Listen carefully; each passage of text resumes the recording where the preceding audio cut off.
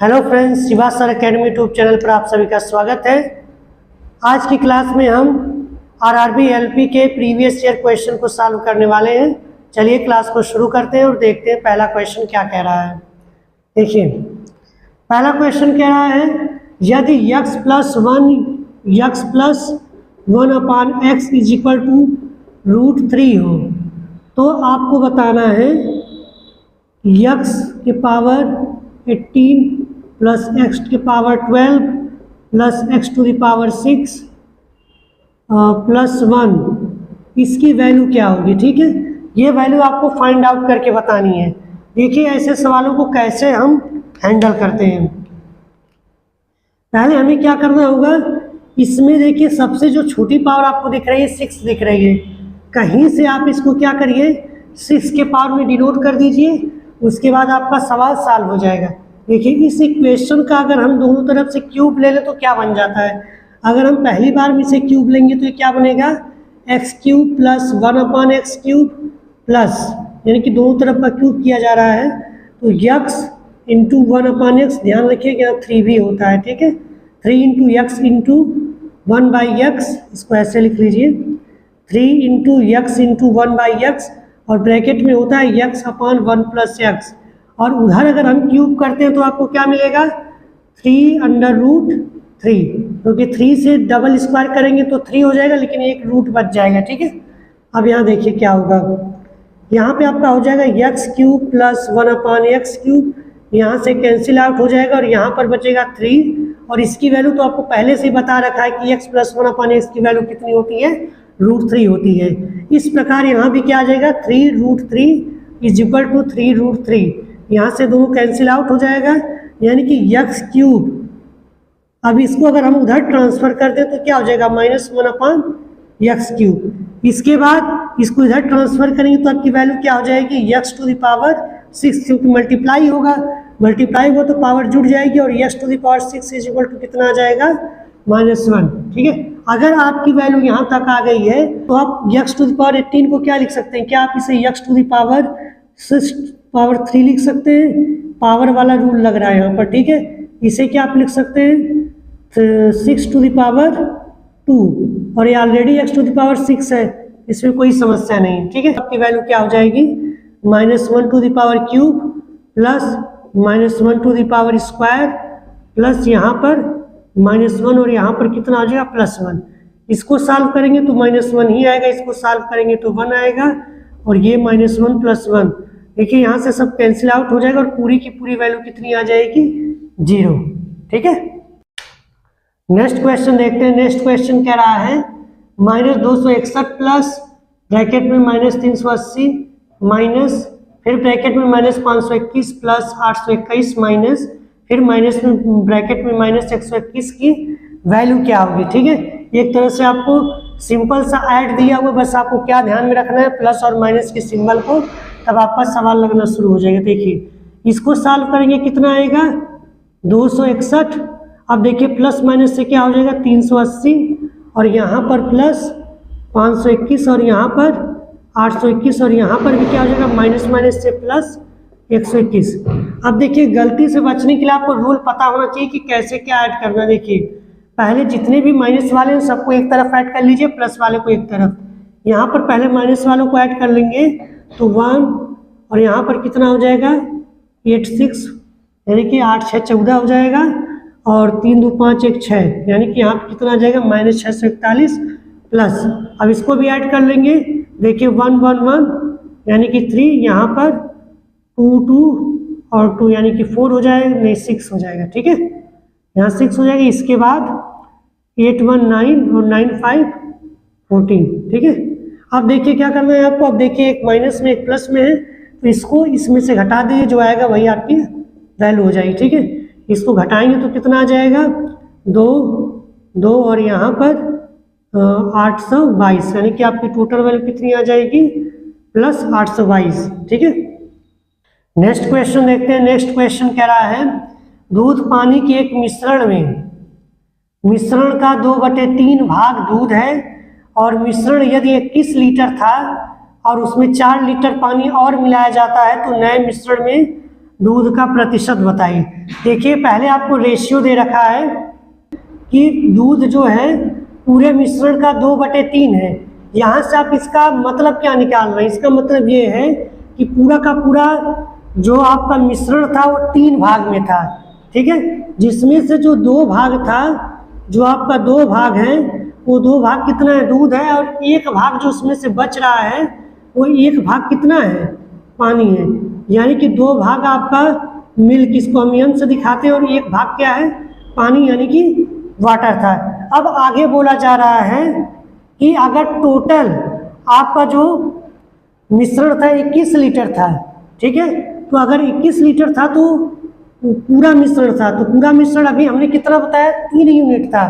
तो इसका मतलब 1 यूनिट की वैल्यू वहाँ से कितनी हो जाएगी? 3 से 21 में भाग करेंगे तो 1 यूनिट की वैल्यू आएगी 7। यानी कि अगर हम इस तरह से इसको यूनिट में कन्वर्ट कर लें तो इसका मतलब यहाँ से पता चल जाएगा कि उस मिश्रण में जो दूध की मात्रा थी वो कितनी थी? 14 थी, और जो पानी की मात्रा 7 थी। तभी जोड़ने पर आपको 21 मिलेगा, ठीक है। अब आगे बोला जा रहा है अगर 4 लीटर पानी और बढ़ा दिया जाए, देखिए दूध को नहीं बढ़ाया जा रहा, पानी को बढ़ाया जा रहा है, तो पानी कितना हो जाएगा? 11 लीटर हो गया पानी इसमें, और 14 लीटर कितना बच रहा है? दूध बच रहा है। अब बोल रहा है जब मिश्रण बढ़ गया है तो उसमें आप दूध का परसेंट बताइए। देखिए दूध कितना है? अभी भी 14 ही है, लेकिन अब अगर बात करें टोटल मिश्रण की तो 14 और 11 कितना हो जाएगा? आपका आंसर आएगा 25, ठीक है। और इसी को परसेंट में कन्वर्ट करने के लिए 100 से गुणा कर देंगे तो कितना आ जाएगा? 25 से 100, और 14 गुणे 14 कर देंगे तो 56%। यानी कि अब जो नया मिश्रण बना था, नया मिक्सचर बना था, उसमें दूध की मात्रा कितनी हो गई है? 56% हो गई है। नेक्स्ट क्वेश्चन देखिए, कह रहा है कि निम्नलिखित में से किस भिन्न को सरल किया जा सकता है? पहली भिन्न आपको दिया है 91/15, ठीक है। दूसरी भिन्न आपको दिया हुआ है 79/26, और तीसरी भिन्न आपको दिया 105/112, और चौथी भिन्न दिया है आपको 41/17। इसमें से बोला जा रहा है कौन सी जो भिन्न है उसको और छोटा किया जा सकता है और सरल किया जा सकता है। देखिए 91 का अगर हम फैक्टर निकालें तो कितना हो जाता है? 13 7 91 होता है, ठीक है, यही होता है। तो आप देखिए न 13 से 15 कटता है, न 7 से 15 कटता है, इसका मतलब आप इसे छोटा नहीं कर सकते। यहाँ से देखिए, यहाँ पे 79 जो 79 होता है एक प्राइम नंबर है, लेकिन 26 का अगर हम करके देखें तो इसका 13 आएगा, 2 आएगा, 2 से न 79 कटने वाला है, न 13 से 79 कटने वाला, यानी कि इसे भी आप और छोटा नहीं कर सकते। इसके बाद 41 और 17 से आप भली भांति परिचित है, दोनों प्राइम नंबर है, तो ये ऑलरेडी छोटा नहीं हो सकता। लेकिन आपको ये पता है कि ये दोनों क्या है? 7 से डिवाइड हो जाए, क्योंकि 16 7 112 होता है और 15 7 भी 105 होता है, ठीक है। तो ये वाली भिन्न आपकी क्या हो जाएगी? इसको छोटा किया जा सकता है। नेक्स्ट क्वेश्चन देखते हैं। नेक्स्ट क्वेश्चन कह रहा है कि एक घनाभ के 3 फलक एक शीर्ष को साझा कर रहे हैं। साझा करने का मतलब टच हो रहे हैं। एक ऐसा घनाभ लिया गया है जिसके 3 फलक जो हैं आसपास वाले एक शीर्ष पर क्या कर रहे हैं? टच कर रहे हैं या साझा कर रहे हैं, और उनके पृष्ठीय क्षेत्रफल क्रमशः 20 32 40 वर्ग मीटर हैं। तो घनाभ का आयतन बताइए। देखिए पहले हम इसे फिगर के द्वारा समझते हैं कि कंडीशन बन कैसी रही है। घनाभ की आकृति कैसी होती है? कुछ इस तरह से होती है, ठीक है। इसको आप ऐसे ड्रॉ करेंगे,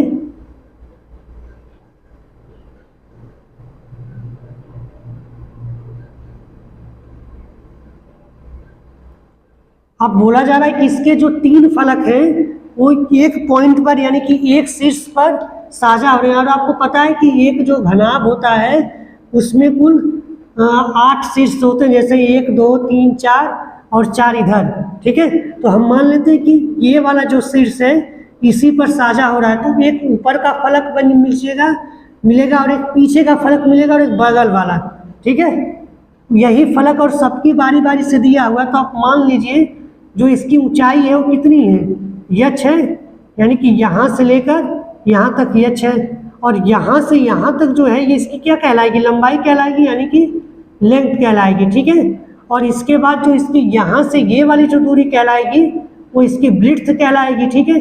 ध्यान रखिएगा यही ब्रिड्थ आपके नीचे यहाँ पर भी है, ठीक है। और सबका आपको एरिया दे रखा है और आपको पता है कि जो फलक होते हैं इसकी वो कैसा होता है, रेक्टेंगुलर, एक आयताकार होता है और आयत का क्षेत्रफल लंबाई गुणे चौड़ाई होता है, ठीक है। तो अगर हम ऊपर वाले का फलक निकालने के क्षेत्रफल निकालने की बात करें तो कितना आ जाएगा, यल गुणे बी, ठीक है, यल गुणे बी आ जाएगी पहला फलक, ठीक है। और यल गुणे बी का मान कितना दिया हुआ है, 20। इसी तरह आप निकाल लीजिए बी गुणे, अगर हम ये साइड वाला फलक ले रहे हैं, ध्यान दीजिए साइड वाला फलक, ठीक है, जो ऐसे यहाँ से 4 फलक बन रहा है, इसको लेंगे तो इसकी हाइट जो है यच है, यानी कि लंबाई या हाइट को एक ही बोल सकते हैं क्योंकि अब ये तो आयताकार बन गया है, तो किसी एक को लंबाई मान लीजिए, किसी को चौड़ाई मान लीजिए। तो यहाँ से बी एच बराबर कितना आपको दिया हुआ है सवाल में, 32, ठीक है। आगे अभी देखिए हमने पीछे वाला फलक लिया है और ये बगल वाला लिया, अभी ये ऊपर वाला ले रहे हैं। ऊपर वाले में देखिए यल इंटू बी बन रहा है, सॉरी ऊपर वाला ले चुके हैं, बगल वाला पीछे वाला ले रहे हैं। पीछे में तो यल ही रहेगा, लेकिन पीछे जो लंबाई चौड़ाई कौन बनेगा, यल और एक यच बनेगा। तो इसका मान आपको कितना दे रखा है, 40 वर्ग मीटर, ठीक है। और आपसे आयतन पूछा जा रहा है कि पूरे घनाभ का आयतन क्या होगा, और आयतन आपको पता है कि कितना होता है, लंबाई गुणे चौड़ाई गुणे ऊंचाई। देखिए आप इस तरह से आप तो या तो आप हिट एंड ट्रायल कर लीजिए, ठीक है, या तो आप ट्रायल वाला मेथड लगा लीजिए और दोनों का निकाल लीजिए, लेकिन उसमें टाइम लग जाएगी। तो आप क्या करिए, तीनों को मल्टीप्लाई कर लेंगे, देखिए सब 2-2 बार मिलेगा, यानी कि यहाँ से आपको क्या मिलेगा, L square B square H square बराबर कितना मिलेगा, 32 गुणे 20 गुणे 40। और यल बी एच का ही तो मान चाहिए क्योंकि लंबाई गुणे चौड़ाई गुणे ऊंचाई ही आयतन होता है। तो यहाँ से यल बी एच और स्क्वायर को अगर उधर भेजेंगे तो अंडर रूट हो जाएगा, तो रूट होने के बाद कितना हो जाएगा, रूट 32 गुणे 20 गुणे 40। और इसको अगर आप सॉल्व करेंगे, पहला भी इसका फैक्टराइजेशन कर लीजिए, यहाँ पे फैक्टराइजेशन इसका इधर कर देते हैं। देखिए 16 को आप कितना लिख सकते हैं, 4 गुणे 4 और 2 इतना लिख सकते हैं, 32 हो जाएगा, 4 चौको 16 गुणे 2, ठीक है। या फिर आपको पता है कि 16 परफेक्ट स्क्वायर होता है, तो इसे 16 गुणे 2 कर लीजिए। 20 में देखिए आपको 4 गुणे 5 मिल जाएगा और 40 में आपको मिल जाएगा 4 गुणे 2 गुणे 5, ठीक है। अब देखिए 16 तो परफेक्ट स्क्वायर होता है, बाहर आ जाएगा, और ये 4 भी परफेक्ट स्क्वायर होता है, ये बाहर आ जाएगा, ठीक है, क्योंकि 4 2 बार है तो 4 एक 4 बाहर आएगा, ठीक है। 2 भी 2 बार है तो 1 2 बाहर आ जाएगा, 5 भी 2 बार है तो 5 बाहर आ जाएगी। इस तरह से इसका गुणा कर लीजिए, 4 चौको 16 गुणा 32, और 32 का जब 5 में गुणा करेंगे तो 5 गुणा 10 5 3 15 160 मीटर क्यूब आपका क्या आ जाएगा, आंसर आ जाएगा, ठीक है। नेक्स्ट क्वेश्चन देखिए, नेक्स्ट क्वेश्चन के आपको एक बॉडमोस नियम पर आधारित एक सरलीकरण का सवाल दिया हुआ है जिसे आपको सॉल्व करना है, ठीक है। चलिए इसको देखते हैं। इसका रूल होता है कि पहले हम सबसे छोटे और जो सबसे अंदर वाला ब्रैकेट होता है पहले उसको तोड़कर सॉल्व करते हैं, उसके बाद क्रम से धीरे धीरे बाहर की तरफ ब्रैकेट से बाहर निकलते हुए सॉल्व करते हुए निकलते जाते हैं, ठीक है। और अगर बाहर ब्रैकेट अगर सॉल्व हो जाता है उसके बाद 1 से 2 से ज़्यादा अगर सिंबल मिलता है तब हम पहले क्या करते हैं, भाग को लगाते हैं, गुणा करते हैं, उसके बाद जोड़ते घटाते हैं, ठीक है। तो इसी रूल को हम फॉलो करेंगे। चलिए इसको सॉल्व करने आप ध्यान रखिएगा, इसे हम स्टेप वाइज ही सॉल्व करेंगे, नहीं तो गड़बड़ हो सकता है आंसर। तो अगला स्टेप यहाँ से देखिए 38 हो जाएगा और ये -46 माइनस।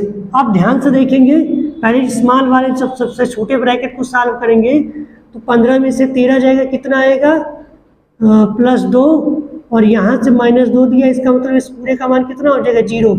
या 46 में से 0 घटाएंगे तो इसको पूरे को हटा सकते हैं, इसमें कोई समस्या नहीं, ठीक है। और जब ये अब देखिए, या फिर आप इसको भी रहने दीजिए, ठीक है।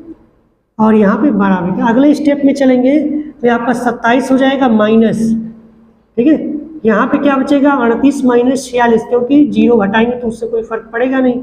इसके बाद यहाँ पर हो जाएगा 27 माइनस, इसको सॉल्व करेंगे आप तो कितना आ जाएगा 8, और हाँ केवल 8 आएगा, ठीक है। इसका आंसर कितना आ जाएगा -8। फिर इसको अगले स्टेप में चलेंगे तो 27 माइनस क्या हो जाएगा प्लस, और तब इसको जोड़ लेंगे तब कितना आ जाएगा 35। ठीक है, यही आपका आंसर हो जाएगा। ठीक है, देखिए नेक्स्ट क्वेश्चन कह रहा है कि एक कक्षा में 25 लड़कों की माध्य ऊंचाई 150 सेंटीमीटर है, यानी कि 25 बॉयज हैं जिनकी जो ऊंचाई है, माध्य ऊंचाई या एवरेज हाइट भी जिसे बोल सकते हैं। ठीक है, औसत ऊंचाई और माध्य ऊंचाई का मतलब एक ही होता है। 25 बॉयज का जो है कितना दिया हुआ है, 150 सेंटीमीटर दिया हुआ है। ठीक है, और साथ में ही उसी कक्षा में 35 लड़कियों की माध्य ऊंचाई कितना दे रखा है, 25 गर्ल्स की माध्य ऊंचाई दे रखा है आपको 145 सेंटीमीटर। ठीक है, तो अब बताया जा रहा है, पूछा जा रहा है कि उसी कक्षा के 60 छात्रों की माध्य ऊंचाई लगभग कितनी होगी, वो भी सेंटीमीटर में। ठीक है, तो जोड़ेंगे तो आपको पता है कि टोटल यहाँ पे जो क्वांटिटी है, दोनों क्वांटिटी नंबर है दोनों मिलाकर बॉयज गर्ल की कितनी है, 60 है। ठीक है, और अब इसको देखिए, जब अलग अलग माध्य दिया होता है तो क्या हम इन दोनों का मल्टीपल कर दें तो पूरा सम निकल के आ जाएगा बॉयज का। इसी तरह यहाँ पर इन सब का भी मल्टीपल कर दें तो टोटल हमारे पास आ जाएगा। और चलिए, तो इसी तरह हम लगाएंगे तो जो टोटल क्लास का टोटल एवरेज कितना हो जाएगा, टोटल जो मीडियन भी बोल सकते हैं, जिसे टोटल एवरेज भी बोल सकते हैं। ठीक है, टोटल एवरेज कितना हो जाएगा, 150 गुणे 25 प्लस 35 गुणे 145 बटे 60। ठीक है, अब देखिए थोड़ा सा कैलकुलेटिव है, आप इसको ध्यान से करिएगा। देखिए जैसे हमको लग रहा है कि हम यहाँ से 5 कामन ले सकते हैं। ठीक है, तो 5 कामन ले लेंगे तो यहाँ पे क्या बच जाएगा, 30 गुणे 25। ठीक है, यहाँ से हमने 15 में से 5 को बाहर कर लिया। ठीक है, तो ये 3 हो जाएगा, और यहाँ पर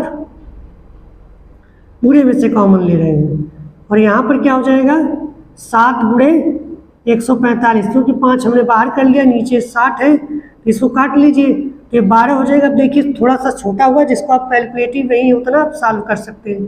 तो 25 3 75, यहाँ से 750, और यहाँ पे 7 5 35, 3 आ जाएगा, 7 चौक 28, 3 31, 3 फिर 7 एकम 7 3 10। ठीक है, 1015 बटे 12, यानी कि आप इसको जोड़ लेंगे, जोड़ेंगे कितना आएगा 5, और यहाँ से 6, और यहाँ से 7, यानी कि 1765 12। ठीक है, अब इसको भाग कर लीजिए। ठीक है, भाग कर लेंगे, जो आएगा वही आपकी क्या हो जाएगी, वैल्यू हो जाएगी। ठीक है, और अगर आप अप्रॉक्सीमेशन करना चाहते हैं तो ऑप्शन से देखकर भी अप्रॉक्सीमेशन कर सकते हैं। ठीक है, वैसे हम यहाँ पे भाग ही कर लेते हैं, कितना हो जाएगा 12 एकम 12, तो यहाँ से बचेगा 5, हो जाएगा 56, 12 5 60 हो जाएगा, 12 चौकू 48। ठीक है, और 56 और 48 आपका बच जाएगा फिर से 8। ठीक है, क्योंकि 48 में 8 जोड़ेंगे तो 56 हो जाएगा। ठीक है, तो यहाँ से आपका मिल जाएगा